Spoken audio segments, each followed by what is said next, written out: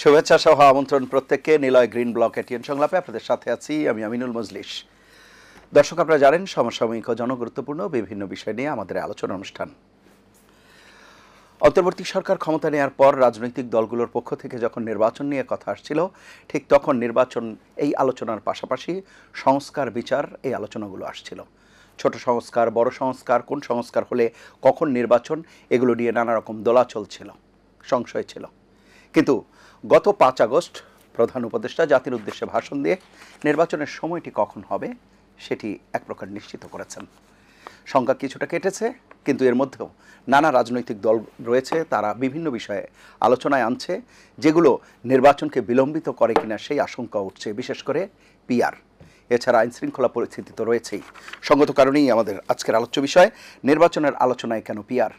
এ বিষয়ে আলাপ করবার জন্য স্টুডিওতে রয়েছেন দুজন সম্মানিত অতিথি। আমাদের সাথে রয়েছেন জনাব আবু আলম মোহাম্মদ শহীদ খান, সাবেক সচিব ও রাজনৈতিক বিশ্লেষক, এবং আমাদের সাথে রয়েছেন জনাব ইলিয়াস খান, জাতীয় প্রেস ক্লাবের সাবেক সাধারণ সম্পাদক এবং উপদেষ্টা সম্পাদক, ডেইলি টাইমস অব বাংলাদেশ।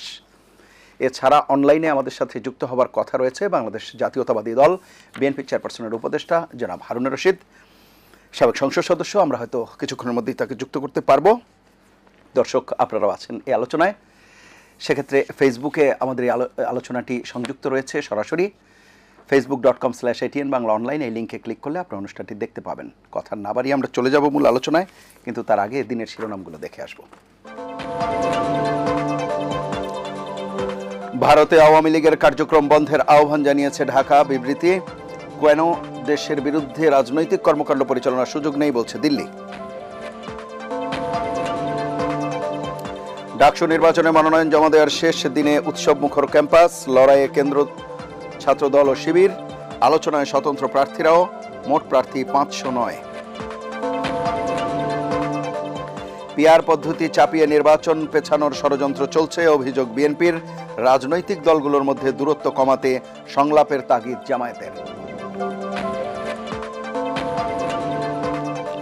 পুলিশের হুমকিতেই জুলাই গণ অভ্যুত্থানে গুলিবিদ্ধদের দুর্ঘটনায় আহত দেখানো হয়, চিকিৎসকের জবানবন্দি। কিছুদিনের মধ্যেই ট্রাইব্যুনালে সাক্ষ্য দেবেন সাবেক আইজিপি মামুন। দক্ষ কর্মক্ষম মানব সম্পদ গড়ে তুলতে না পারলে জাতীয় উন্নয়ন সম্ভব নয় বললেন প্রধান উপদেষ্টা। অসংক্রামক রোগ প্রতিরোধে যৌথ ঘোষণাপত্র সই। এবং পাসপোর্ট ছাড়াই প্রবাসীদের ভোট করার সিদ্ধান্ত ইসির। 1 বছরের মধ্যে অভিবাসীদের সব সমস্যার সমাধান সম্ভব নয়, মন্তব্য উপদেষ্টা আসিফ নজরুলের। দর্শক, আমরা দিনের শিরোনামগুলো শুনছিলাম, এবারে মূল আলোচনায় যাব। জনাব আবু আলম শহীদ খান, আপনাকে দিয়ে আলোচনা শুরু করছি। যেমনটা অনুষ্ঠানের শুরুতে বলছিলাম, নির্বাচন নিয়ে যে দোলাচল বা সংশয় ছিল সেটি গত 5 আগস্টের ঘোষণায় কিছুটা কেটেছে, কিন্তু তারপরে আবার রাজনৈতিক দলগুলোর যে আলোচনা, কেউ কেউ বলছে ফেব্রুয়ারিতে নির্বাচন হতে দেয়া হবে না, পিআর পদ্ধতি ছাড়া নির্বাচন করা যাবে না। এবং আজকে যখন আমরা কথা বলছি, ঠিক তার কিছুক্ষণ আগে আজকে ইসলামী শাসনতন্ত্রের যে অনুষ্ঠান, সেখানে চরমনায়ের পীর উনি বলেছেন যে বিচার সংস্কার পিআর চূড়ান্ত করেই নির্বাচনের কথা ভাবতে হবে।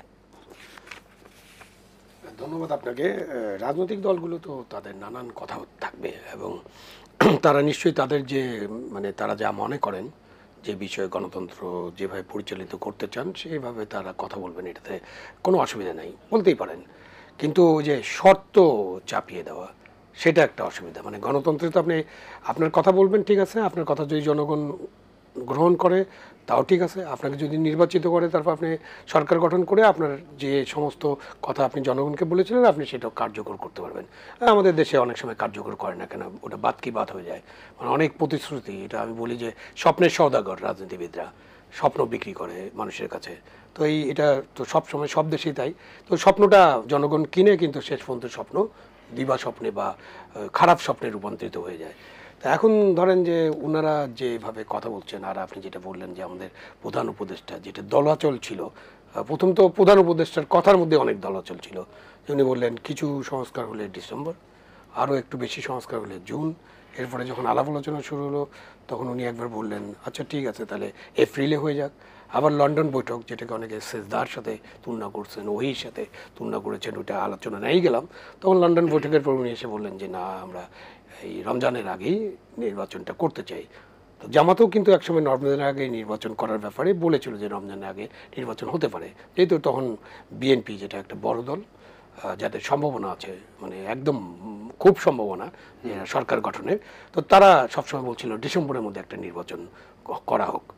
তা এখন তারপরে তার 5ই আগস্টের ভাষণ উনি সেটা বললেন, বলার পরে কিন্তু আমরা দেখলাম যে উনার যারা নিয়োগকর্তা বা উনার যে দল বা অথবা আমাদের উপদেষ্টা, দল বলা কি ঠিক হবে? ওনার বলা অবশ্যই ঠিক হবে, কারণ এনসিপি তো ওনাদের দল, মানে উপদেষ্টা পরিষদের সবার দল বলতে হবে। কেন প্রথম কথা হচ্ছে, আপনি ঠিক হবে কিনা জিজ্ঞেস করলেন, তাহলে একটু রেফারেন্স করি।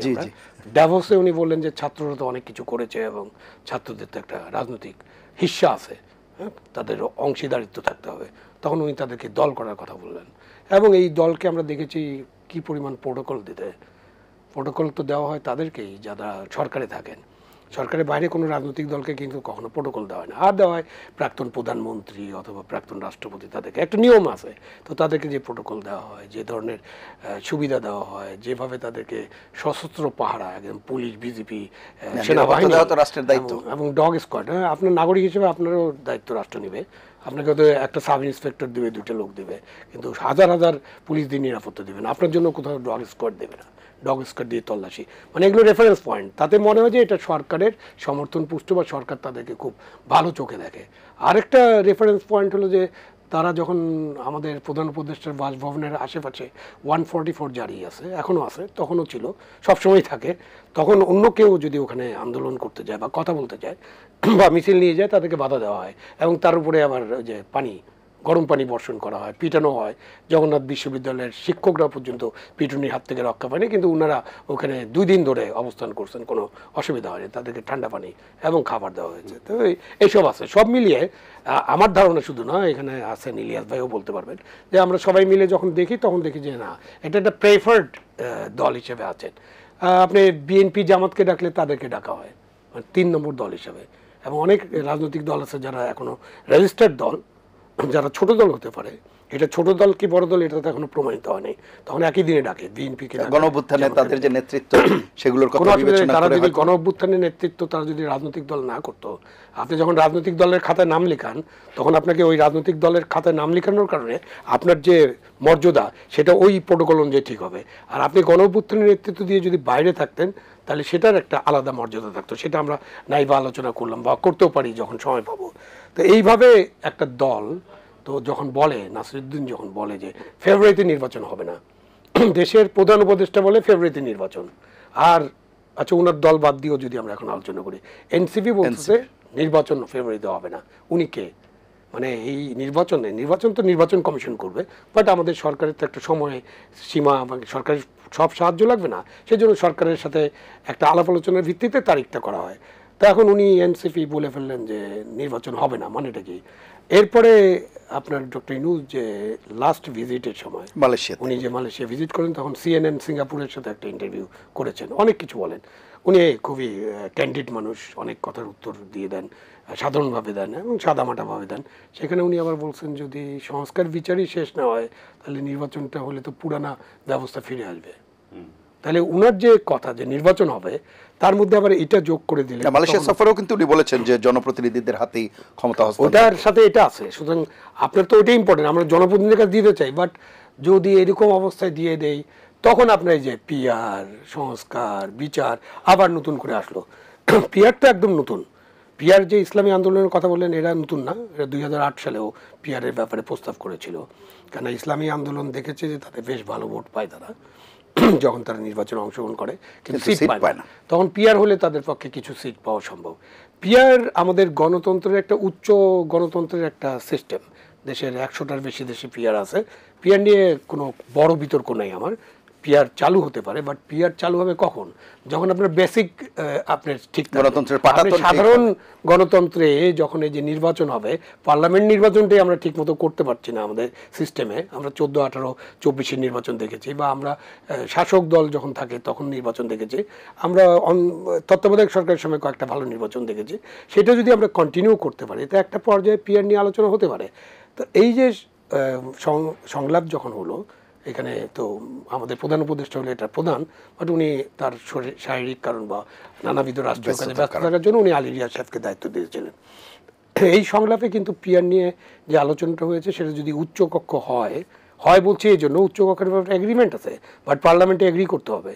কেন পার্লামেন্টে এগ্রি করতে হবে? বিএনপি মনে করেন সাইন করে দিল এগ্রি করবে, এবং তার পার্লামেন্টে একটা মেজরিটি হলো আমাদের এগ্রি করবে। আপনি 70 অনুচ্ছেদ বাতিল করবেন তার আগে। 70 অনুচ্ছেদ বাতিল করার পরে বিএনপির 100 এমপি তো বলতে পারে যে আমরা উচ্চকক্ষ চাই না, তখন কি হবে? আচ্ছা যাই হোক, যখন উচ্চকক্ষ হবে তখন একটা পিআর করা যায় কিনা সেটা নিয়ে অনেক আলাপ আলোচনা হলো। দলগুলো চাইলো, জামাতে ইসলামী, ইসলামী দল এবং কেউ কেউ চাইলেন যে ভোটের ভিত্তিতে ওখানে পিআরটা ঠিক করতে হবে। আর বিএনপির প্রস্তাব হলো যে না, পার্লামেন্টে যে সদস্য সংখ্যা থাকবে তাদের ভিত্তিতে পিআরটা হবে, নারী আসন যেভাবে নির্বাচিত হয়। তো এটা নিয়ে একটা আলাপ আলোচনা হতে পারে, কিন্তু এখন হঠাৎ করে আপনি পার্লামেন্টেও পিআর দিতে হবে, বিচারও কমপ্লিট করতে হবে, সংস্কারও কমপ্লিট করতে হবে। তো এটা একটা তো অবশ্যই নির্বাচনকে বিলম্বিত করার একটা চেষ্টা, এই ব্যাপারে কোনো সন্দেহ নেই, মানে আমার নাগরিক হিসেবে সন্দেহ নাই। এবং একটা লাস্ট লাইন হচ্ছে যে বাংলাদেশে কিন্তু একটা নির্বাচন এখন অনিবার্য হয়ে গেছে। বাংলাদেশের যে অবস্থা, বাংলাদেশের রাজনৈতিক অবস্থা, আইন শৃঙ্খলার অবস্থা, অর্থনৈতিক অবস্থা সব মিলিয়ে, এবং আমাদের সাথে বিদেশের যে সম্পর্ক সব মিলিয়ে বাংলাদেশে এখন একটা নির্বাচিত সরকার অনিবার্য হয়ে গেছে। আমরা ডিসেম্বরে নির্বাচন করতে পারলে খুব ভালো, কিন্তু প্রধান উপদেষ্টা ফেব্রুয়ারি বলছেন, ফেব্রুয়ারির মধ্যে নির্বাচন করতেই হবে।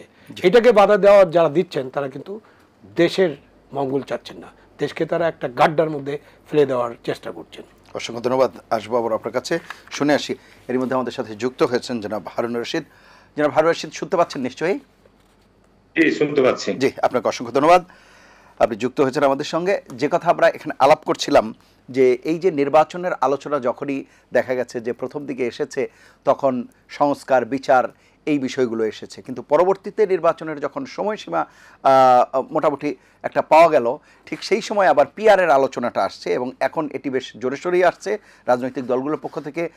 যদি একেবারে স্পষ্ট করে বলি, বাংলাদেশ জামাত ইসলামী তারা তো বলছেই যে নিয়ে তারা আন্দোলন করবে, এবং আজকে আমরা যখন আলাপ করছি বলছিলাম যে ইসলামী আন্দোলন তারা বলছে যে পিআর এর ব্যাপারে বিশেষ করে যদি চূড়ান্ত সিদ্ধান্ত না হয় তাহলে নির্বাচনের ব্যাপারে ভাবা যাবে না, এরকম বিষয়গুলো। আপনার কাছে কি মনে হয় কেন পিআর এর এই আলোচনা আসছে? ধন্যবাদ আজকের এই গভীর রাত্রের আলোচনা আমাকে সংযুক্ত করার জন্য। আমি একটু বিলম্ব হয়েছে আলোচনায় সংযুক্ত হতে।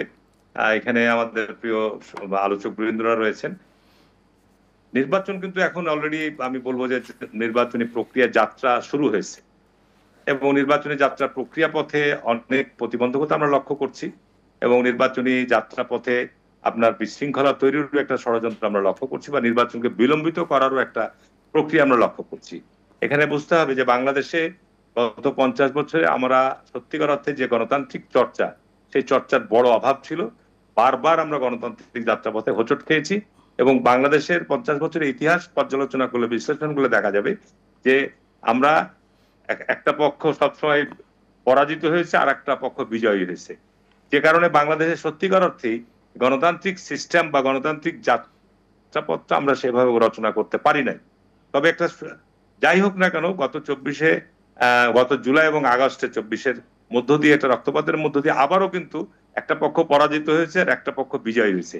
এখন যে সংলাপ বা এখন যে সংস্কার নিয়ে যে সমস্ত কর্মকাণ্ডগুলো পরিচালিত হচ্ছে, সেগুলো কিন্তু একটা পক্ষের, যারা বিজয়ী পক্ষ, আমি খোলাখুলি বলছি, একটা বিজয়ী পক্ষের মধ্যে আলাপ আলোচনা হচ্ছে যে আমাদের অতীত 50 বছরের আমাদের পথ চলার যে অভিজ্ঞতা বা যে ত্রুটি বিচ্যুতি বা যে সংকটগুলো হয়েছে, সেই জিনিসগুলো কিন্তু মাথায় রেখে আপনার বিদ্যমান রাজনৈতিক দলগুলোর মধ্যে নিয়ে একটা সংলাপ বা সংস্কার, এই সমস্ত কর্মকাণ্ড পরিচালিত হচ্ছে। এটা আমি ইতিবাচক।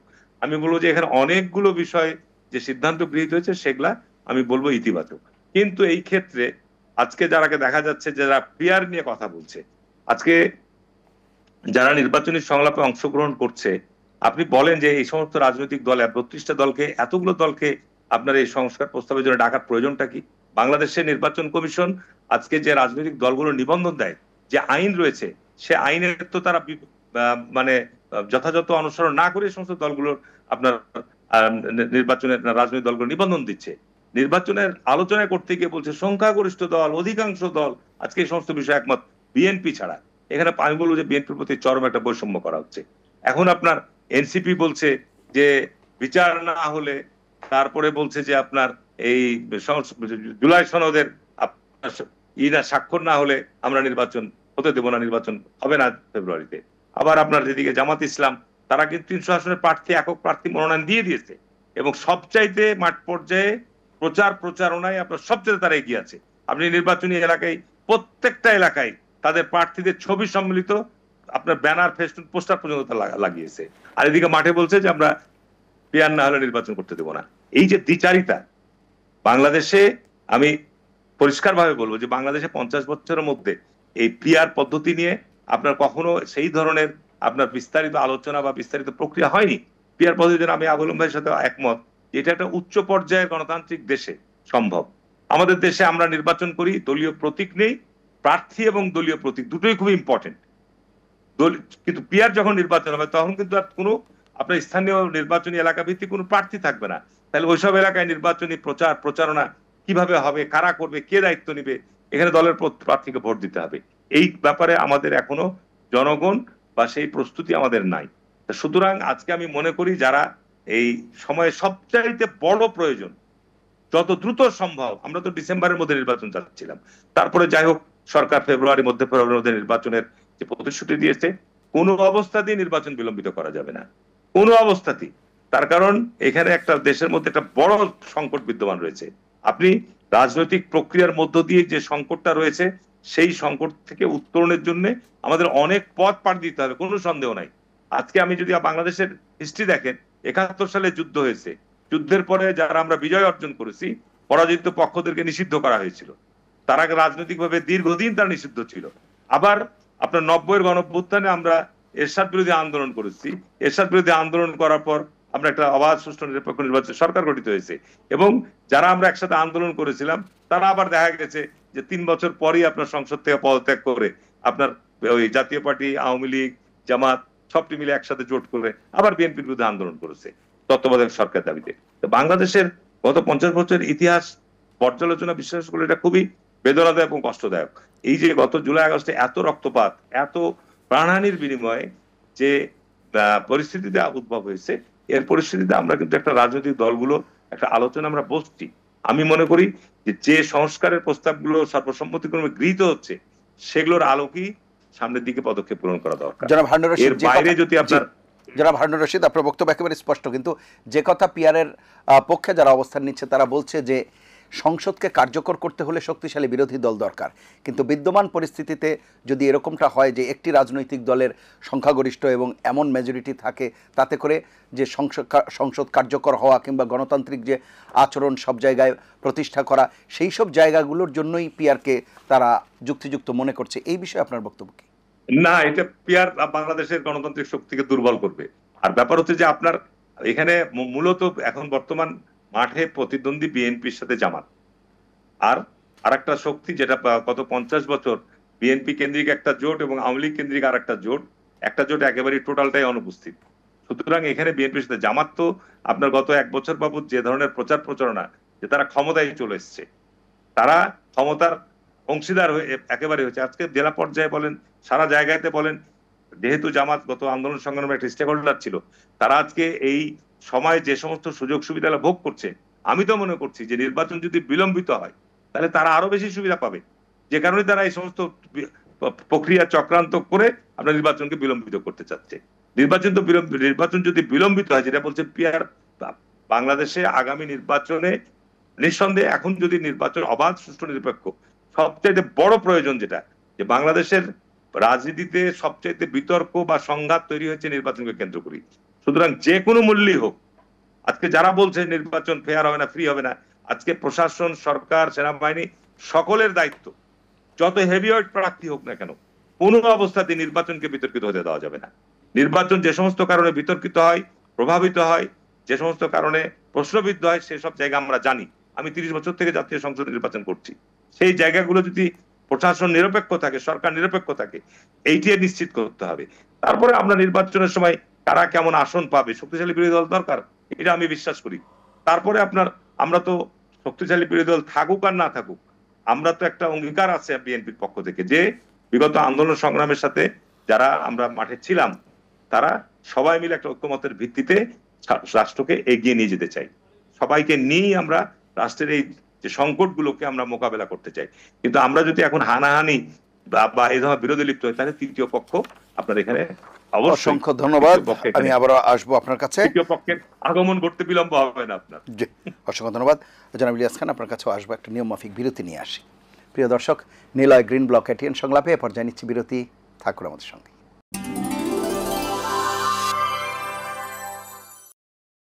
ফিরে এলাম নিলয় গ্রিন ব্লক এটিএন সংলাপে। এতক্ষণ সাথে থাকার জন্য ধন্যবাদ জনাব ইলিয়াস খান। শুনছিলেন বিরতির আগে দুজন সম্মানিত আলোচক আলোচনা করছিলেন নির্বাচনের আলোচনায় কেন পিআর। আপনাকে ধন্যবাদ। আসলে পিআর পদ্ধতি যে দলগুলো চাচ্ছে, আপনি দেখবেন যে বাংলাদেশে তাদের জনভর্তি খুব কম। কোনো আসনে অনেক দলই, জামাত ইসলাম বাদে যে দলগুলো আছে, শুধু তাদের প্রার্থী দিয়ে একটি আসন পাওয়া খুব টাফ হচ্ছে বাংলাদেশে, আমি যদি ভুল না জেনে থাকি। এটি আসলে এক ধরনের নির্বাচনকে বিলম্বিত করার চেষ্টা, গণতন্ত্রকে বিপন্ন করার চেষ্টা। আপনি দেখুন, প্রথম বলেছে যে স্থানীয় সরকার নির্বাচন দিতে হবে, নিশ্চয়ই আপনাদের মনে আছে। স্থানীয় সরকার নির্বাচন কেন দিতে হবে? পরীক্ষা করবে নির্বাচন কমিশন সেই পরীক্ষা উত্তীর্ণ হতে পারে কিনা। তা ধরুন এইসব দল তো মেম্বার চেয়ারম্যানও পাবে না অনেক জায়গায়, তারা বলবে উত্তীর্ণ হতে পারেন নির্বাচন কমিশন। তাহলে কি তারা আবার নতুন নির্বাচন কমিশন দিবে? সেই নির্বাচন কমিশন কি দিয়ে আবার পরীক্ষা করবে? তখন তো স্থানীয় সরকার নির্বাচন থাকবে না। তারপরে এখন বলছে পিআর। পিআর আমাদের এই সাবকন্টিনেন্টে, আমি যদি ভুল না জেনে থাকি, নেপালে আছে, এবং নেপালে কিন্তু প্রায় সরকার ভেঙে পড়ে। আপনি দেখেছেন সরকারের পতন ঘটে, নতুন সরকার করতে নানা ঝামেলার মধ্যে। ইসরায়েলে আছে পিআর। এই যে আজকে যে হামাসের সঙ্গে যুদ্ধ হচ্ছে, এটি কিন্তু পিআর পদ্ধতির কারণে। কীভাবে আমি বলি, পিআর পদ্ধতির কারণে ইসরায়েলে কিছু ফান্ডামেন্টাল, চরম ফান্ডামেন্টাল যারা ইহুদিবাদী দল, তারা সরকারের ভাগ হয়, সরকারের অংশ হয়, বা তখন তারা এমন কিছু শর্ত চাপিয়ে দেয় যে, যেমন এবার যে শর্তটি চাপানো হয়েছিল যে পুরো গাজা তারা দখল করে নিতে হবে, নাহলে তারা সরকারের উপর থেকে সমর্থন প্রত্যাহার করবে। এটি কিন্তু হামাস টের পেয়েছে, তখন এই যুদ্ধটা শুরু হয়েছে। সুতরাং পিআর পদ্ধতি বাংলাদেশের মতো দেশে এটি কিন্তু হওয়া সম্ভব নয়। কারণ পিআর পদ্ধতি, একটু আগে জনাব আবু আলম শহীদ খান বলেছেন যে যেসব দেশে উন্নত গণতন্ত্র, আপনি দেখুন ল মেকাররা কী করবে? আইন পাশ করবেন পার্লামেন্টে। আমাদের এখানে ল মেকাররা কী করেন? কোন রাস্তায় কত টন গম দিবে, কে কত টাকা পাবে, খেয়াঘাটের চাঁদা কোন দল তুলবে, কত ভাগ হবে, এগুলো সব তাকে করতে। আরও নানা বিষয় রয়েছে। তিনি তো শুধু আইন প্রণয়ন করেন না, যদি শুধু আইন, সাধারণ জনগণ তার কাছেই যায়। হ্যাঁ, সাধারণ জনগণ। কারণ আমাদের সঙ্গে সমস্যা কি বলা যায়, প্রচুর সমস্যা, সব মানুষের নানা ধরনের সমস্যা রয়েছে। আর পিআর পদ্ধতি, আমি তো সোজা একটা কথা বুঝি যে আমি যাকে ভোট দেবো, আমি তোকে দেখে শুনে দিব। ধরুন আমার আসনে 5 জন প্রার্থী আছে, আমি যদি এমনও হতে পারে, বাংলাদেশের মানুষের তো ফ্লোটিং ভোটও আছে, তারা চায় যে একজন ভালো লোককে আমি ভোট দিব। স্বতন্ত্র আপনি বলছেন, সেই অপশন থাকছে না। আমি কাকে ভোট দিতেও জানবো না, আমার এমপি কী হবে আমি জানছি না। এটি আসলে নির্বাচন বিলম্বিত করার চেষ্টা। যেন হারুন একটু আগে চমৎকারভাবে বলেছেন যে অনেক দল এখন ক্ষমতা এনজয় করছে, এরকম ক্ষমতা তারা কোনোদিন এনজয় করেনি। একটু আগে এনসিপির কথা বলেছেন, এনসিপি তো কিংস পার্টি হিসেবে সব ধরনের ক্ষমতা, তারা কোথায় থাকবেন কুকুর দিয়ে আগে পরীক্ষা করা হয় তাদের কোনো সিকিউরিটি প্রবলেম আছে কিনা। এত সিকিউরিটি তারা পাচ্ছে, মোটামুটি রাষ্ট্রপতি প্রধানমন্ত্রীকে যে ধরনের সিকিউরিটি দেওয়া, অধিকাংশ তাদেরকে সেভাবে দেওয়া হচ্ছে। এবং নানা অভিযোগও তো শুনছি, তারা ক্ষমতাটা এত এনজয় করছে। নিশ্চয়ই আপনার মনে আছে, আমি জানি না এই স্টুডিওতে আমি বলেছি কিনা, শেখ হাসিনার পিয়ন 15.5 বছর 400 কোটি টাকা কামাই করেছে, তার ভাষণে তিনি বলেছেন।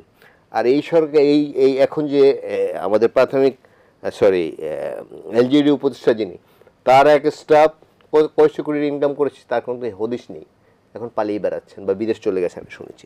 প্রত্যেকটি মন্ত্রণালয়ে তাদের লোক আছে, কিন্তু তারা নানাভাবে দুর্নীতির মত ছড়াচ্ছে বলে অভিযোগ রয়েছে। বিভিন্ন জায়গায় চাঁদাবাজি করছে। আপনি দেখুন যে হয়তো 2-1টি আমাদের আলো এসছে গণমাধ্যমের কল্যাণে, এই একজনের সাবেক এমপির বাসায় গিয়ে চাঁদা নিয়ে আসছে, আবার আনতে গেছে, বাকি টাকা মনে হয় যে পাওনা টাকা, সেটি আবার আনতে গেছে। তো এটি 2-1টি ঘটনা ধরা পড়েছে। এরকম ঘটনা হাজার হাজার শত আছে। মব সৃষ্টি করেছে, মানুষকে নানাভাবে অত্যাচার নির্যাতন চালানো হচ্ছে।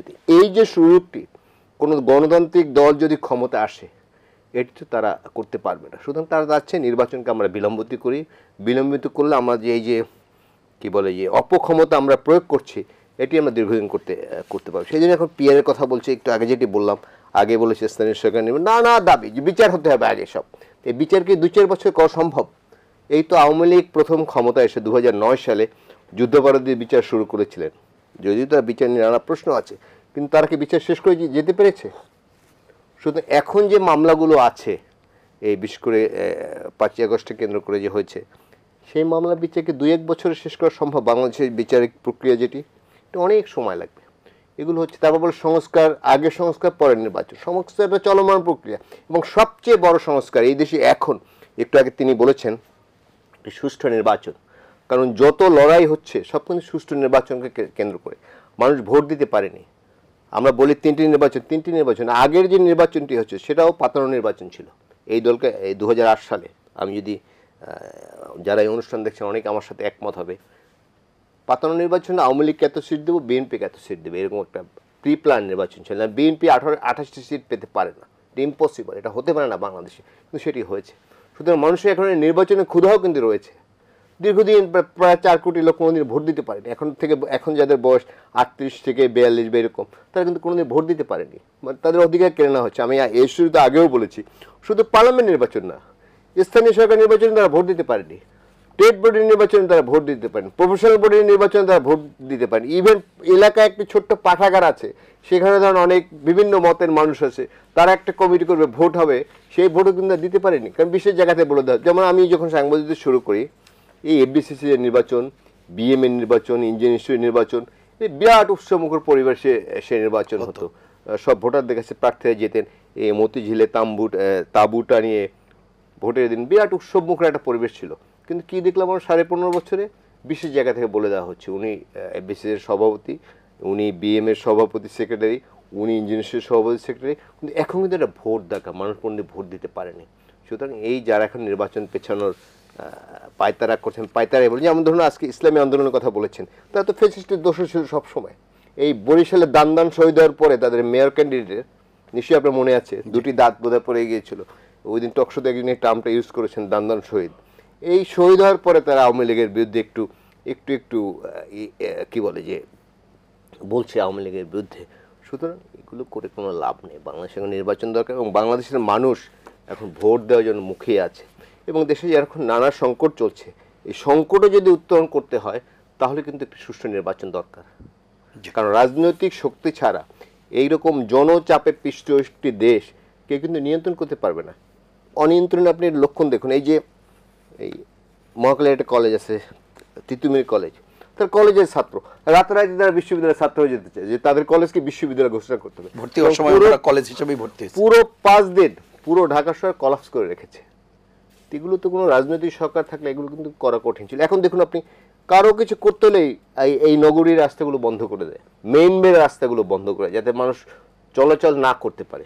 রাজনৈতিক সরকার থাকলে এই অব্যবস্থাপনা, এই যেমন 400 আন্দোলন হয়েছে এই সরকারের বিরুদ্ধে, সরকারের কাছে 400 আন্দোলন, প্রধান উপদেষ্টার বাড়ির দেয়ালের পাশে পর্যন্ত চলে যায় আন্দোলনকারীরা। এগুলো রাজনৈতিক সরকার থাকলে এগুলো হতো না। আমি মনে করি এখন কি সুষ্ঠু নির্বাচন দরকার। আমি যারা এখন পিয়ার পদ্ধতির কথা বলছে তাদের শুভবুদ্ধির উদয় হওয়া উচিত। আমি মনে করি গণতন্ত্রের উদ্ধারের জন্য তারা কিন্তু লড়াই করছে, যেমন জামাত ইসলাম আছে, তারপরে এনসিপি আছে। এনসিপি অনেকে খুব এনসিপি ক্রেডিট দিচ্ছে, আমি নিশ্চয়ই তাদের ছোট করছি না, বাট 1 মাস 6 দিনের আন্দোলনে কিন্তু সরকারের পতন হয় নাই। বিএনপি বলেন, জামাত বলেন, অন্য যে গণতান্ত্রিক দলগুলো আছে তারা কিন্তু দীর্ঘ লড়াই করেছে, কেউ কিন্তু বিচ্যুত হয় নাই, শুধু জাতীয় পার্টি ছাড়া। যে আমি জাতীয় পার্টির নেতারা এখনো বাইরে কেন আমি জানি না। জাতীয় পার্টি এই যে দুঃশাসন চলেছে, ফেসিবাদী শাসন চলেছে, এর অন্যতম দোষ হচ্ছে জাতীয় পার্টি। তাদের নেতারা এখন দেখি দল ভাঙে, দল গড়ে, এখন বাইরে আছে। এটি আমার কাছে একটি বিষয়। এবং আজকেও জিএম কাদের সাহেব বলেছেন যে এই সরকারের অধীনে সুষ্ঠু নির্বাচন সম্ভব নয়। তো ওনাদেরকে আওয়ামী লীগের অধীনে ওনারা খুব সুষ্ঠু নির্বাচনে অংশ নিয়েছিলেন। যাই হোক, সেই প্রসঙ্গে আমি যাব না। আমি যেটি বলতে চাই, গণতন্ত্র উদ্ধারের জন্য আন্দোলন করেছে, নানাভাবে নানা অত্যাচার নির্যাতনের শিকার হয়েছে। বিএনপি একজন নেতাকর্মীর নামে 300, 400, হাবিবুল সোহেল সাহেবের বিরুদ্ধে, তার বিরুদ্ধে 452টি মামলা। সুতরাং এটি যদি আমরা ভাবি যে 1 মাস 6 দিনে সব কিছু হয়ে গেছে, যেমন তারা দাবি করতে চায় সব কিছু আমরা করেছি, সংবিধানের উপরে নাকি এই সনদের গুরুত্ব বেশি, নানা কথা বলছে। তারপর প্রধান উপদেষ্টা বলছে নির্বাচন হবে, একজন অর্বাচীন বালক তিনি বলছেন যে নির্বাচন হবে না, হতে দেব না। এগুলো তো কোনো গণতন্ত্রের ভাষা নেই, এগুলোই তো এক ধরনের ফ্যাসিজম, এক ধরনের স্বৈরাচারী আচরণ। সুতরাং আসবো আবার আমি আপনার কাছে। জনাব আবু আলম শহীদ, যে বিষয়টি আলাপ করছিলাম, যে পিআরের ক্ষেত্রে বলা হচ্ছে যে একটা শক্তিশালী গণতন্ত্রের জন্য শক্তিশালী বিরোধী দল প্রয়োজন। বর্তমান যে অবস্থা আপনি নিজেও বলছিলেন, এই মুহূর্তে নির্বাচন হলে বৃহত্তম রাজনৈতিক দল বিএনপি ক্ষমতায় আসতে পারে এবং সেই জায়গায় যদি ব্যাপক সংখ্যাগরিষ্ঠতা হয়, তাহলে আবার অনেকেই বলছে যে সেই ফ্যাসিস্ট হয়ে যাওয়ার আশঙ্কা বা সেরকম পুরানো ধারায় ফিরে যাওয়ার আশঙ্কা, সেই বিষয়গুলোকে আসলে কিভাবে নিরসন করা সম্ভব বলে মনে করেন? না, কোনো দল যখন ব্রুট মেজরিটি পেয়ে যায়, মানে 2/3 মেজরিটি পেলে তার সেই দলের আমরা দেখেছি যে তাদের কর্তৃত্ববাদী হয়ে যাওয়ার একটা প্রবণতা আছে। তো সেটা তো আমরা দেখেছি, মানে সেটা তো গত 50 বছরের ইতিহাস। এবং তার মধ্যে যে আগস্টের একটা যে ছাত্র জনতার অভ্যুত্থান, সেই অভ্যুত্থান পরবর্তীকালে যে দলগুলো এই আন্দোলনে ছিল, ধারাবাহিকভাবে আন্দোলনে সক্রিয় ছিল, সেই দলগুলো তো এই আন্দোলনের মধ্য দিয়ে নিশ্চয়ই কিছু শিখেছে। এবং এটা বলতে পারেন যে 90-এর পরও তো এরকম আলোচনা হয়েছে, তারা তো সেগুলো মানে নেই, 3 জোটের রূপরেখা অনুসরণ করেনি, সেটা একটা ভুল ছিল। এবং সেই দলগুলো কিন্তু এই ভুলটা বুঝতে পারে।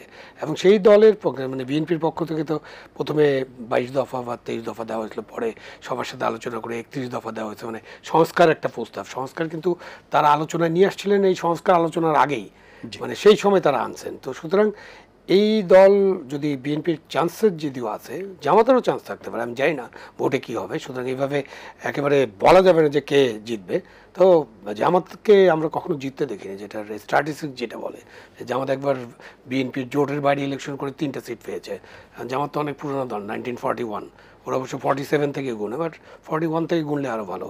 তো তাদের এই পুরো ইতিহাস যদি আমরা পর্যালোচনা করি, কখনো কোনোখানেই মানে বিশেষ করে তার পাকিস্তান হলো একটা ইসলামী রাষ্ট্র, তো জামাত ইসলাম যেহেতু কোরআন সুন্নাহর আইন কায়েম করতে চায়, তো পাকিস্তান নামক একটা ইসলামী রাষ্ট্রে পূর্ব বাংলা বাদ দিলাম বা পূর্ব পাকিস্তান বাদ দিলাম, এখানকার মানুষ অনেক প্রোগ্রেসিভ, অনেক ধরনের আছে, লিবারেল।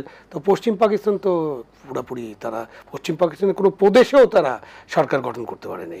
সুতরাং তাদের ট্র্যাক রেকর্ড হলো যে তাদের যে কথাগুলো তারা বলে, তাদের ভালো পার্টি, শক্তিশালী পার্টি, তাদের কর্মী ব্যাস খুব স্ট্রং, তারা অনেক সমর্থকও আছে, কিন্তু ওই পর্যন্তই, যা মিছিলে যত লোক যায় ভোটারও অত লোক, এরকম একটা ধারণা আছে। এখন ওই ধারণা আমরা ইলেকশন হলেই তো বুঝতে পারবো। তো ইলেকশনে যান না ভাই, আপনি ইলেকশনে যান, তারপর প্রমাণ করেন যে আপনার কতটা পপুলারিটি আছে।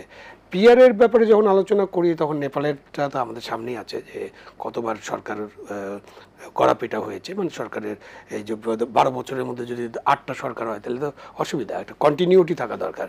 তো বাংলাদেশে পিআর আপনি যদি চালু করে দেন, মানে পার্লামেন্টে তো চালু হওয়ার প্রশ্নই আসে না, বিকজ ওইটা আলোচনায় কিন্তু আমরা কেউ মতৈক্য হয়নি, এবং এটা নতুনভাবে আসতেছে। আপার হাউসের কথা বলা, হ্যাঁ, আপার হাউসের কথা বলা হয়েছে। আপার হাউস তো আমি আগে আলোচনা করছি, আপার হাউস হবে কিনা এটা তো ওই সংসদের উপর নির্ভর করবে, সেটা আমাদেরকে স্বীকার করতে হবে। কারণ ওই যে ওইভাবে আপনার সংবিধানের উপরে আপনি সনদ চাপিয়ে দেবেন, এটা তো কখনোই সম্ভব না। মানে যেটা সম্ভব না সেই আলোচনা আমি যেতে চাই না। আবার আলী রিয়াজ সাহেব বলছেন যে এখানে কোনো পরিবর্তন করা যাবে না, কোনো কিছু, শুধু শব্দ নাকি পরিবর্তন, তাহলে বলে দেন যে শব্দও পরিবর্তন করা যাবে না। এটা কি কোরআন বা বাইবেল বা কোনো ধর্মগ্রন্থ নাকি এটা কোনো পরিবর্তন করে না? আসমানি কিতাব তো না, এটা আলাপ আলোচনা। তো এইখানে যদি আমরা পিআর চালু করতেও চাই আপার হাউসের আগেও পার্লামেন্টে চালু করার জন্য আপনারা একটা আলোচনা করতে পারতেন, তারা যেটা তারা করেন নেই। যেমন আমাদের যে 300 আসন পার্লামেন্টে আছে, আমরা পার্লামেন্টের আসন সংখ্যা ওই 100 আপার হাউস এটা বাড়িয়ে দিলাম, 400 আসন করেন। 400 আসন করলে, এবং আরও বাড়ানো যে মহিলাদের আসন আছে, আমাদের যে পার্লামেন্ট আছে আমরা যে স্টাইলে বসি, আপনি ব্রিটিশ পার্লামেন্ট দেখেন, এমনকি ভারতীয় পার্লামেন্ট দেখেন, আরও আমেরিকান পার্লামেন্ট দেখেন, আমাদের যে পার্লামেন্ট এটা তো বিশাল ব্যাপার। এখানে 400-500 সংসদ সদস্য বসার সিস্টেম করা যায়, কোনো অসুবিধা নেই। হ্যাঁ, একদম কাছাকাছি বসতে পারে আমাদের বিরোধী দলীয় নেতা এবং সরকার যে প্রধানমন্ত্রী। তো এইখানে আপনি 300 আসনে আপনি নর্মাল ভোট করেন, ওই নির্বাচনের ভোট নিয়ে আপনি 100 আসনের পিআর করেন না, কোনো অসুবিধা নেই। তাতে কিন্তু সরকারকে ওইভাবে ফেলে দেওয়া যাবে না। কিন্তু 300 আসনে আপনি পিআর করতে গেলে যারা সরকার গঠন করবে তাদের 50% ভোট লাগবে কমপক্ষে। 150 আসন মানে 50%, 51% ভোট না পেলে সে সরকার গঠন করতে পারবে না। তো আপনি কি হ্যাং পার্লামেন্ট করার জন্য এসব ষড়যন্ত্র করবেন নাকি? আমাদের তো এখন হ্যাং পার্লামেন্ট করে দেশটাকে আরও মানে সংকটের মধ্যে ফেলার কোনো দরকার নেই। আপনি 3-4টা ভালো ইলেকশন করেন, যে তত্ত্বাবধায়ক সরকার যেটা ফিরে আসছে, যেটা অলরেডি হাইকোর্টের যে আগের যে সংবিধান সংশোধন বাতিল করে দিচ্ছে, এখন অ্যাপিলে আছে, অ্যাপিল শুনানি করেন, তত্ত্বাবধায়ক সরকার করেন। তত্ত্বাবধায়ক সরকারের অধীনে 5টা-7টা নির্বাচন হোক না, ভালো নির্বাচন হোক, তারপরে আপনি পিআর এবং অন্যান্য জিনিস নিয়ে আমরা অবশ্যই আলোচনা করতে পারি এবং চালু হতে পারে। বাট এই যে 25 বা 26 ফেব্রুয়ারিতে যে নির্বাচনটা হওয়ার কথা, তার আগে আপনি এইসব শর্ত আরোপ করে দেশটাকে একটা সংকটের দিকে ঠেলে দিচ্ছেন, এই ব্যাপারে কোনো সন্দেহ নেই। এবং আমি একমত ওনাদের সবার সাথে যে এইটা তো তারা এখন ক্ষমতা এনজয় করছে, মানে এইরকম ক্ষমতা যেটা আপনি একটা এমপি হলে আপনি একজন এমপি হবেন, জামাত তো সরকার গঠন করতে পারবে না। সো জামাত বা এনসিপি এখন যে প্রোটোকল এবং যে ধরনের রাষ্ট্রীয় সুবিধা এনজয় করছে, বা ওই যে দুর্নীতির অভিযোগ টভিযোগ নানান বিষয় টিষয় আসছে, বা যে অর্থনৈতিক সুবিধাও পাচ্ছে বেনিফিশিয়ারি, বা যেভাবে দল গুছানোর সুযোগ পাচ্ছে, সেটা তো একটা নির্বাচন হয়ে গেলে তারা পাবে না, এই ভয় আছেন। তো আপনি যদি নির্বাচন না করে সমস্ত ক্ষমতা আপনার কাছে থাকে, তাহলে আপনি কেন নির্বাচন করবেন? সেই জন্য তো দেশে বিরাজনীতিকরণের একটা পায়তারা চলে। রাজনীতিবিদদের বাদ দিয়ে আমরাই থাকি, এনজিওরা থাকি, আমরা বিভিন্ন পেশার লোকেরা থাকি, আমরা কোনো রাজনীতি আমরা গেলে, এখন আমি যদি একজন সাবেক সচিব, আমি যদি ইউনিয়ন কাউন্সিল নির্বাচনের মেম্বার দাঁড়াই, তাইলেও হয়তো আমি জিততে পারবো না। বাট আপনি এইরকম সিস্টেমের মধ্যে আমাকে উপদেষ্টাও বানিয়ে দিতে পারেন। আমি নির্বাচিত হইলাম না, মেম্বার হইতে পারি না, সেখানে আমি উপদেষ্টা মানে মন্ত্রী হয়ে যাচ্ছি। মজা না এটা? এটা খুবই মজা, এটা কত আরাম, কত প্রোটোকল, কত ক্ষমতা। তো এটাকে ছাড়তে চাবে। এই জন্য বিরাজনীতিকরণ একটা মারাত্মক জিনিস, যেটা চিন্তা করে এবং সবসময় চিন্তা করা হয়েছে। হ্যাঁ, আমাদের দেশের কিছু কিছু পেশাজীবী মানুষ, কিছু কিছু ইন্টেলেকচুয়াল চিন্তক যারা আছেন, তাদের জীবনে ইলেকশন করে যাওয়ার মতো অবস্থা নাই, তাই না? চিন্তকরা তখন চিন্তা করেন যে আমি তো এই জায়গায় এইরকম একটা সরকার হলাম, যে বিপ্লবী সরকার একটা করে ফেলবেন। বিপ্লব করলে না বিপ্লবী সরকার করবেন। বাংলাদেশে কোনো বিপ্লবী সরকার করার স্কোপ ক্রিয়েট হয়নি, কিন্তু আগস্ট মাসে বাংলাদেশে বিপ্লবী সরকার করার দুইবার স্কোপ ক্রিয়েট হয়েছিল। একবার মুক্তিযুদ্ধের পরে, যারা মুক্তিযুদ্ধের শক্তি ছিল তারা সবাই মিলে একটা জাতীয় সরকার করতে পারেন, তখনও বিপ্লবী সরকারের চিন্তা করা নেই। বিপ্লবী সরকার চিন্তা করে যারা কমিউনিস্ট বিপ্লব করতে চায়, সমাজতান্ত্রিক বিপ্লব করতে চায়। আরেকবার সুযোগ আসছিল 7ই নভেম্বরে, জেনারেল জিয়াউর রহমান যদি শুধু শহীদ মিনারে যেতেন, তখনই কিন্তু একটা বিপ্লবী সরকার হয়ে যেত। কিন্তু জেনারেল জিয়াউর রহমান শহীদ মিনারে না যেয়ে আর্মি হেডকোয়ার্টারে গেছেন, এবং উনি ওই সিস্টেমের মধ্যে, ওই সংবিধানের মধ্যে ঢুকে গেছেন। সুতরাং বিপ্লবী সরকার করাটা এত সহজ না, চাইলেই করা যায় না, সেটা আমাদেরকে খেয়াল রাখতে হবে। অসংখ্য ধন্যবাদ। আমি আবার আসবো, জনাব হারুনুর রশিদ, আপনার কাছে আসবো। একটা বিরতি নিয়ে এসে আমরা এই আলোচনায় যুক্ত হচ্ছি। প্রিয় দর্শক, নিলয় গ্রিন ব্লক এটিএন সংলাপে এ পর্যায়ে নিচ্ছি বিরতি। থাকুন আমাদের সঙ্গে।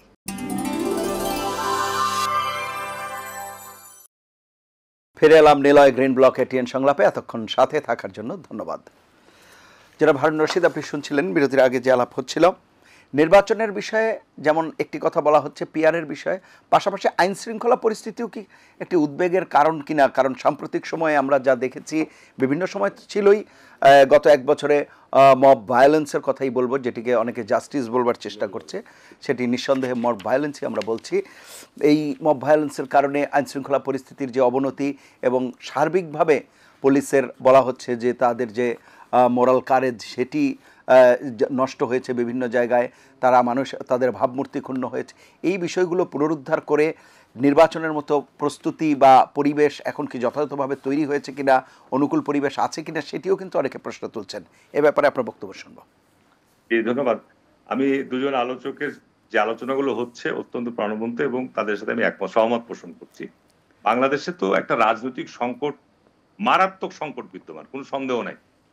আপনি আইন শৃঙ্খলার পরিস্থিতি যে কথা বলেন, মাঠ পর্যায়ের প্রশাসন, পুলিশ বলেন, প্রশাসনিক কর্মকাণ্ড বলেন, কি বেহাল অবস্থার মধ্যে আছে, এইটা আপনাকে ভাষায় বর্ণনা করা যাবে না।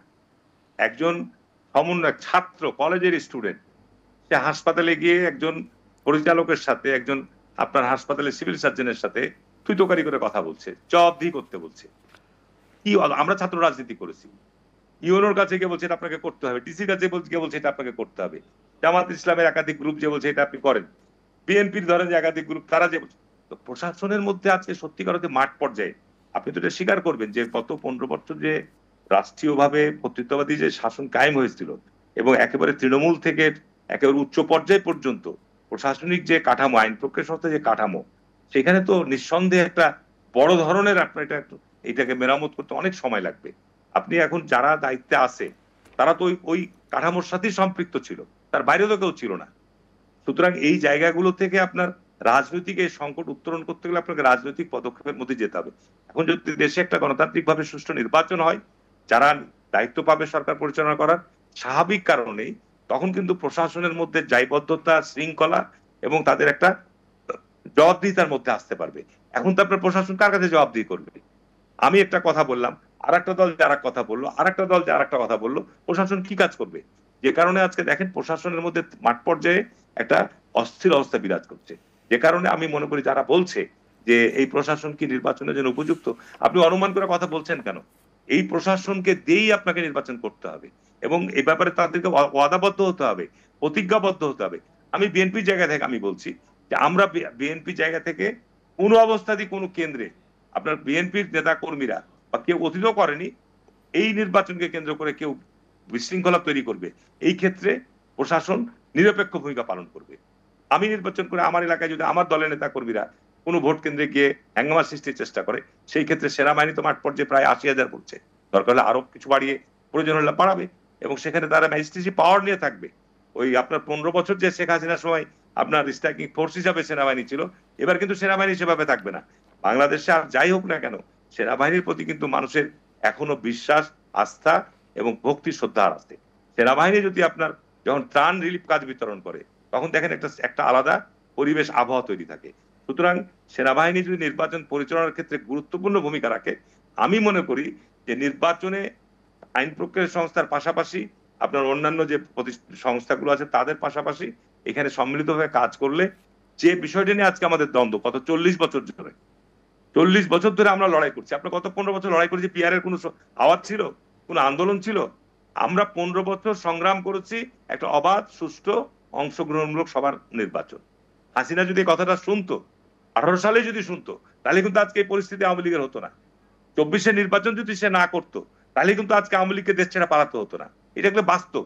সুতরাং যেটা আপনি বলছেন যে এই প্রশাসনকে দিয়েই তো আমাদের নির্বাচন করতে হবে, আপনি কি জাতিসংঘ থেকে বিশেষ বাহিনী নিয়ে সেখানে নির্বাচন করবেন? যারা এই কথা বলছে তারা কি প্রস্তাব দিচ্ছে? তারা কিভাবে আপনার কাদেরকে দিয়ে আপনি নির্বাচন করবেন? বলছেন যে এখন বিএনপি প্রশাসন সব বিএনপির হয়ে গেছে, কেউ বলছে এটা বিএনপি প্রশাসন আজকে এনসিপির হয়ে গেছে, কেউ বলছে প্রশাসন জামাতের হয়ে গেছে, বিভিন্ন জায়গায়। এখন আপনার প্রশাসনে তো আপনি নিরপেক্ষ বলে কোনো শব্দ নাই। সুতরাং এখানে আগামীতে আমাদের যেটা বড় চ্যালেঞ্জ, আপনি যেভাবেই বলুক না কেন, আমি দুজনের বক্তব্যের সাথে একমত যে আপনার সর্বপ্রথম একটা গ্রহণযোগ্য এবং বিতর্কের ঊর্ধ্বে একটা নির্বাচন আপনাকে অনুষ্ঠিত করতেই হবে। এটি হচ্ছে বর্তমান সরকারের সবচেয়ে বড় চ্যালেঞ্জ, এবং বৃহত্তম রাজনৈতিক দল হিসেবে এটা আমাদের জন্য চ্যালেঞ্জ। আমরা এটা নিয়ে কাজ করছি, এবং এক্ষেত্রে আমরা 300 আসনেই আমাদের ধরনের প্রার্থী থাকবে, প্লাস আমাদের হয়তো যারা শরিক ছিল জোটের, তাদেরকেও আমরা হয়তো কিছু প্রার্থী ছাড় দেবো। এই ক্ষেত্রে আমাদের জায়গা থেকে খুবই কড়া সিদ্ধান্ত। আপনি দেখছেন না বিএনপির জায়গা থেকে এই গত 40 বছরের মধ্যে এত বহিষ্কার হয়েছে, এত আপনার এই যে চাঁদাবাজির অভিযোগ আসলেই দলের পদ স্থগিত হচ্ছে, পার্টি থেকে বহিষ্কার করা হচ্ছে। এগুলো তো আমি বলবো পজিটিভ দিক। অতীতে ঘটনা ঘটেছে, আমরা দল দায় স্বীকার করেনি, দায় নেয়নি। আওয়ামী লীগের সময় বলেন, বিএনপির সময় অনেক ঘটনা আছে যেগুলো আপনার তাদের নেতা কর্মীরা ঘটনা ঘটালো, এই দায়গুলো স্বীকার নেয়নি। কিন্তু বাস্তবতার নিরিখে এখন তো এই পরিবর্তন মানুষ চাচ্ছে, এবং আমাদের বৃহত্তম দলের জায়গা থেকে কিন্তু আমরা এটার দৃষ্টান্ত নজির স্থাপন করছি। আমি মনে করি যে এখন যারা এটা বলছে তারা মনে করছে কিছু দাবি দেওয়া দিয়ে কিছু করা যায়, কিন্তু নির্বাচন হবেই আপনার এই নির্ধারিত সময়। এর কোনো বিকল্প নাই। এবং যারা আমি মনে করি যে যারা এইসব কথা বলছে, তারা নির্বাচনের মাঠ পর্যায়ে কিন্তু, বিশেষ করে জামাত ইসলাম এছাড়া অন্যান্য দলের তো আপনার মাঠ পর্যায়ে, যেটা এর আগেও ভাই বলেছে যে এই 40 বছরে পার্লামেন্টের যে চিত্র, প্রথম থেকে 11 পার্লামেন্ট পর্যন্ত, এখন একজন স্বতন্ত্র প্রার্থী জিতে আসা কঠিন। এই নির্বাচনে অনেকে প্রার্থী হবে, অনেক দল থেকে প্রার্থী হবে, দেখা যাক। আপনার এই যে আমাদের ডাকসু নির্বাচনটা হচ্ছে, এটা একটা প্রথম টেস্ট কেস আমি মনে করি। ডাকসু নির্বাচনটা যদি আল্লাহর রহমতে সুস্থ, সুন্দর এবং গ্রহণযোগ্য হয়, এটা আমার রাজনীতির জন্য কিন্তু ঢাকা বিশ্ববিদ্যালয়, আপনার ছাত্র সংসদ বা ঢাকা বিশ্ববিদ্যালয় ছাত্র রাজনীতি একটা ঐতিহ্যমণ্ডিত জায়গা, সারা বাংলাদেশের টার্নিং পয়েন্ট।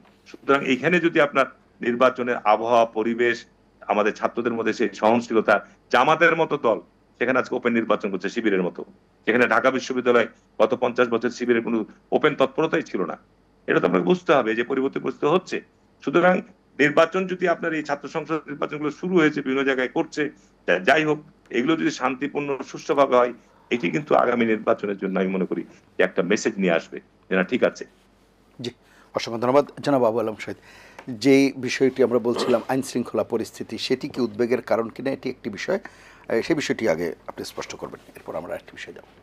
না, উদ্বেগের অনেক কারণ থাকতে পারে, বাট উদ্বেগ তো থাকবেই, আপনার সমস্যা থাকবে, চ্যালেঞ্জ থাকবে, সেটাকে উত্তরণ করাতে হলে সরকারের দায়িত্ব।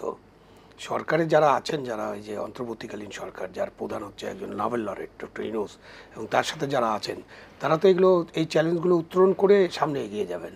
তো গত 1 বছরে তারা পুলিশ বাহিনীকে নেতৃত্ব দিতে পারেননি, যে কারণে এই অবস্থা। আপনি নির্বাচনের কথা বলেন, আমরা উদাহরণে যাই, 90 সালে তো এরশাদ সাহেব তো 8 বছর ক্ষমতায় ছিলেন এবং 8 বছরে তার রিক্রুটমেন্টটা আপনি চিন্তা করেন। 8 বছরের মধ্যে উনি 1982 সালে 650 জন ম্যাজিস্ট্রেট নিয়োগ করেন, যেহেতু উপজেলা সিস্টেম চালু হয়েছিল। এর পরের বছরে উনি আরও 450 জন নিয়োগ করলেন। এর পরের বছর উনি আরও 550 জন নিয়োগ করলেন। তো ওই যে বিসিএস অ্যাডমিন, না পিএস না, পরীক্ষা দিয়েই একটা হলো শর্ট পরীক্ষা ছিল, আমরা ওটাতে না যাই, মানে আমি নাম্বারটা বলছি যে যেটাতে 1000-এর কম ছিল বিসিএস অ্যাডমিন সার্ভিসের স্ট্রেংথ, তাহলে আমাদের ম্যাজিস্ট্রেট ছিল 1000-এর নিচে এবং উপরে ছিল, তাহলে ধরেন 200-300 ম্যাজিস্ট্রেট ছিল। উপজেলা করার ফলে এতজনকে নিয়োগ করালাম এবং তারা সবাই নির্বাচনে কাজ করেছে এবং রিক্রুটেড বাই এরশাদ সাহেব। তো 90 সালে যখন এরশাদ সাহেব চলে গেলেন, তার পতন হলো, স্বৈরাচারের পতন হলো, তারপরে একটা নির্বাচন হয়েছে না 3 মাসের মধ্যে 91-এ।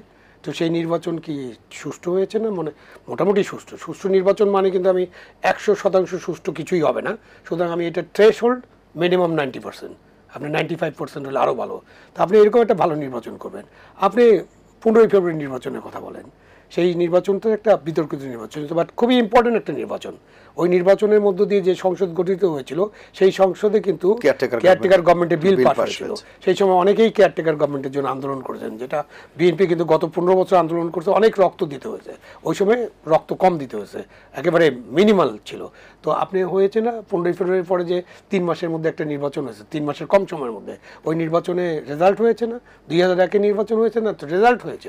তো আপনি সরকারি যাই থাকুক, আপনি নারায়ণগঞ্জের কথা চিন্তা করেন, নারায়ণগঞ্জে যে নির্বাচন হলো, যারা ছিল, যে নির্বাচনটাকে আপনি বানচাল করে দিতে পারেন বা আপনি তুলে নিতে পারেন, সেই নির্বাচনে যে ডিসি এসপি যে ইউনো সবাই ছিল, তাতে জিতেত না শামীম ওসমানের মতো এরকম ব্যাটার্ন ক্যান্ডিডেট বা শক্তিশালী অথবা পেশি শক্তির ক্যান্ডিডেট পরাজিত হয়েছে না আপনি আইভি সাহেবের কাছে? তো এই নির্বাচন মানে হচ্ছে যে আপনি গভর্নমেন্ট অফ দ্য ডে কীরকম চায়, গভর্নমেন্ট অফ দ্য ডে কীভাবে তাদেরকে পরিচালনা করতে চায়, মেসেজটা কী এবং ঠিকমতো পরিচালনা করছে কিনা। অবশ্যই নির্বাচন কমিশন নির্বাচন করবে, কিন্তু তাদের সাথে 12 থেকে 14 লক্ষ গণকর্মচারী এবং প্রাইভেট কর্মচারীরা সে কাজ করে, এই যে পুলিং অফিসার, প্রিজাইডিং অফিসার, তো তাদের কাছে তো মেসেজটা যেতে হবে এবং তাদেরকে সুরক্ষা দিতে হবে। এবং অবশ্যই রাজনৈতিক দলগুলোর একটা দায়িত্ব আছে, সবচেয়ে বড় দল যে যার মানে কেন্দ্রে যাদের বেশি প্রভাব, তাদের দায়িত্ব হলো নির্বাচনটাকে সুষ্ঠু করা এবং কিছু কিছু পদক্ষেপ, যে আপনি নির্বাচন কেন্দ্রে ভোট গণনা হবে, লোক শান্তিপূর্ণভাবে যেতে পারবে, ফিরে আসতে পারবে এবং ওখানে ভোট গণনার পর ওখানে রেজাল্ট দেওয়া হবে। এখন তো আরপিওতে কিছু কিছু পরিবর্তন আনার চেষ্টা করছে বর্তমান নির্বাচন কমিশন, যেগুলো নিয়ে চিন্তা ভাবনা করতে হবে যে আপনি প্রিজাইডিং অফিসারের কাছ থেকে যে কেন্দ্র বাতিলের ক্ষমতা বা বুথ বাতিলের ক্ষমতা, এটা আপনি ঢাকায় নিয়ে আসতেছেন, এটা তো হবে না। এটা হলে তো প্রিজাইডিং অফিসার কিছু করতে পারবে না, আপনি কতটা কেন্দ্র ঢাকা থেকে নিয়ন্ত্রণ করতে পারবেন? সো আপনাকে আলাপ আলোচনা করে ঠিক করতে হবে যে কিভাবে নির্বাচন করবেন। আমি মনে করি একটা সুষ্ঠু নির্বাচন করার জন্য আইন শৃঙ্খলা পরিস্থিতির যথেষ্ট উন্নতি করার সুযোগ আছে, কিন্তু আপনাকে সেই সুযোগটা দিতে হবে। আপনি পটিয়ার কথা চিন্তা করেন, যে পুলিশ অফিসার মবের মুখে, মব ভায়োলেন্সের মুখে আপনি তাকে প্রোটেক্ট করার চেষ্টা করলো, আইনকে প্রোটেক্ট করার চেষ্টা করলো।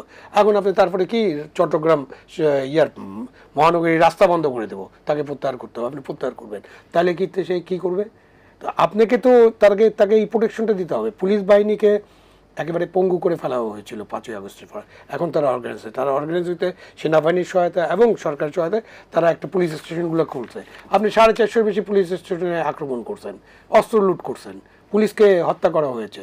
তো এই যে এটা কি ডিজাইনের অংশ ছিল কিনা, এটা নিয়ে ভবিষ্যতে হয়তো গভীরভাবে আলোচনা করে এটা বের করতে হবে এবং এগুলো প্রত্যেকটা হত্যা এটা তো রেকর্ড হতে হবে, এটা তদন্ত হতে হবে।